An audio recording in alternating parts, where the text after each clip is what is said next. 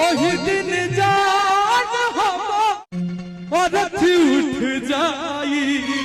कि ससुर जइहा उपकार का दिहा हमर जान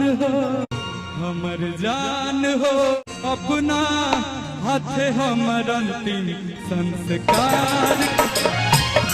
हमर जान हो अपना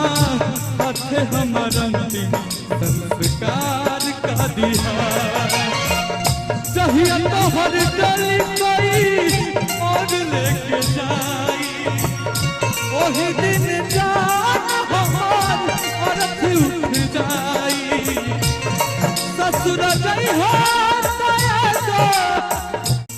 ससुर जइहा उपकार का दिहा जान हो हमर जान हो अपना हाथ हमर संस्कार का दिहा हमर जान हो अपना हाथ हमर अंतिम संस्कार का दिहा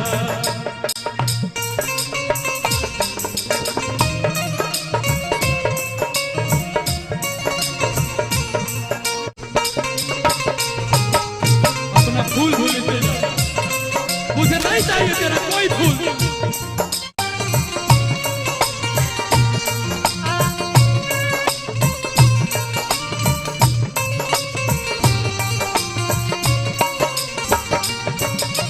झूठ के भी टूट जाला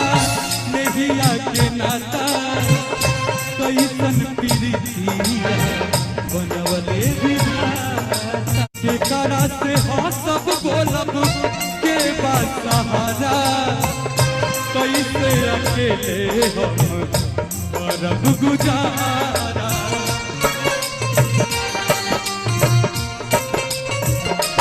हाथ जोड़ा हटन चाहते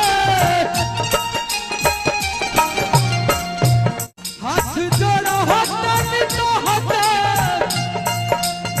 हाथ जोड़ा हटन चाहते हसन का दिहा हमर जान हो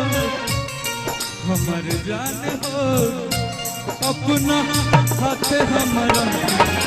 संस्कार का दिहा जान हो